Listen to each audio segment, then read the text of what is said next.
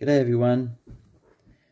Just thought I'd let you know what I've been up to since I finished. In the last video you saw I finished those hobgoblins. I grabbed another selection of fantasy characters out of the project drawer. Some have had a few colours blocked in, and then I decided to sort of focus in on these guys on the end here. And so what we've got here is see if I can get a bit closer. Hopefully that comes into focus all right. There we are. So what we have here on the end, and I did some of these for in a previous project, but my customer found that he had another one that got missed out last time. So I had to kind of remember the colors I used. I hope I got it right. I looked at the photos I'd taken, but you know, for things like that where I think, oh, this is a one-off, I'm not like painting a vast amount of them. I don't write notes. To write notes for every single project I do would be so time consuming. It would, you know, yeah, it'd be yeah, not helpful anyway. When I do make notes, it's usually when I'm doing something quite specific and that I know I will repeat. For example, I've written notes about what colors I used for a bronze effect, or in fact I've also written notes for a heavily weathered bronze and the sort of methods I use to get to that. And I've written notes about the colors I've used for camels and things like that. When it's something very specific where I think pretty sure I'm going to come back to it and do it again, I'll make particular notes. But yeah, I didn't have any notes for that axeman on the end, but I just looked at the pictures that I had, and I thought, and went for as close as I could get with the red and the goldy kind of fabric, which seems to be fairly close to my eye. Anyway, so here he is, this huge crazy axe. Now the other two Amazon type characters, they the customer asked me to base the color scheme on an earlier female figure that I'd painted for him in a previous project, who had Greek style sort of clothing and stuff. It's similar sort of Amazon type of character, and we'd gone for this kind of scheme. So he said, you know, go for the similar scheme. So we've gone, you know, for the main armor being white with this blue trim and the dark red cloaks, and I just gone for this eye design on the shields,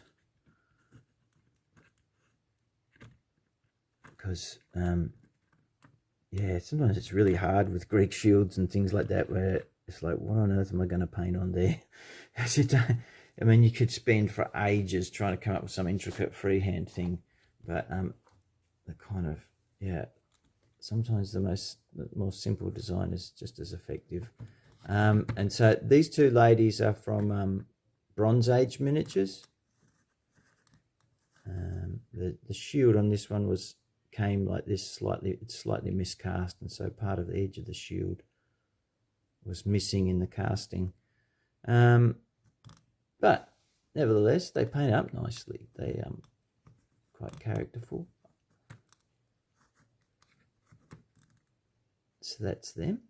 And then this chappy here, this elf ranger guy, he is sculpted by Bobby Jackson. It's a Reaper miniature. Bobby Jackson's done a number of the miniatures for North Star, for Rangers of Shadow Deep and Oathmark, maybe even Frostgrave as well, I'm not sure. But yeah, really nice sculpting. So I was told to just have a free hand with how I wanted to paint him up. So I've gone for sort of typical sort of rangery colours, browns and greens. And he's got this really groovy shield design. So I've gone for, it's like a silvery metallic kind of tree design on a black background, but there is some subtle sort of shading on it as well, like highlighted up with the different metals, from a darker metal to a lighter one at the top, and same with some of the grey background, the black background. He's got this nice cloak flying out behind, quiver and a bow, and the sword. Yeah, so really pleased. I've just been today just painting him. It's crazy, isn't it? It takes you all day to paint one figure. This is the thing with commissions like this, where you're doing these very individual characters. Yeah. So you can see on his gauntlet sort of things, he's actually, that's a black leather.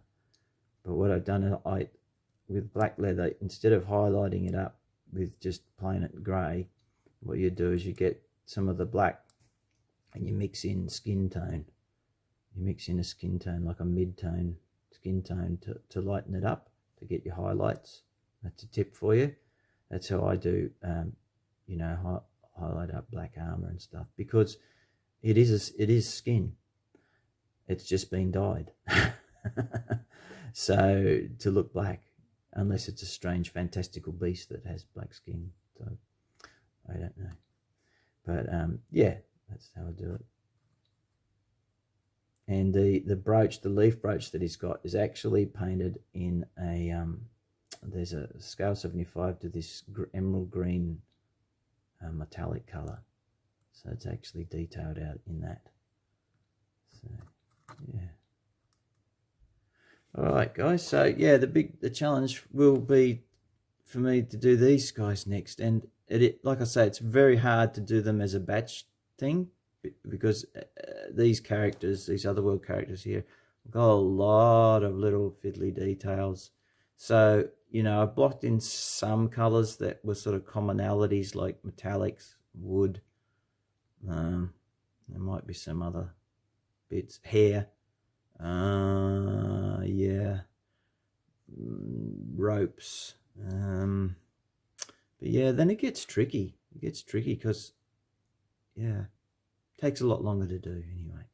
But we'll get there. Just sometimes with these things, it's best just to break it down into bite-sized chunks. Otherwise, it can. You want some wins. That's the thing. If it's really fiddly and there's a lot of back to and fro, sometimes it pays to break it down into smaller components, get some wins, and then it's a bit more encouraging that you feel like you're actually getting somewhere.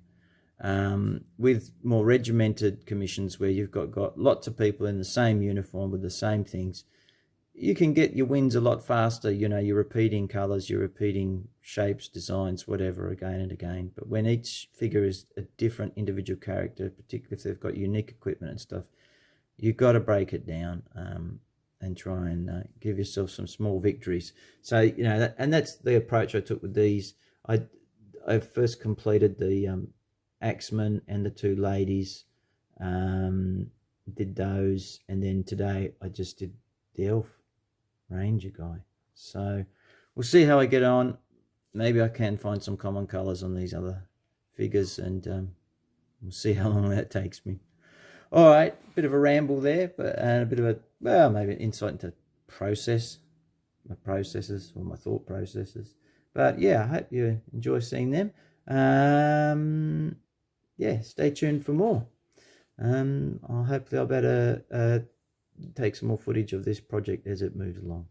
All right, everyone. Thanks for watching. Bye-bye.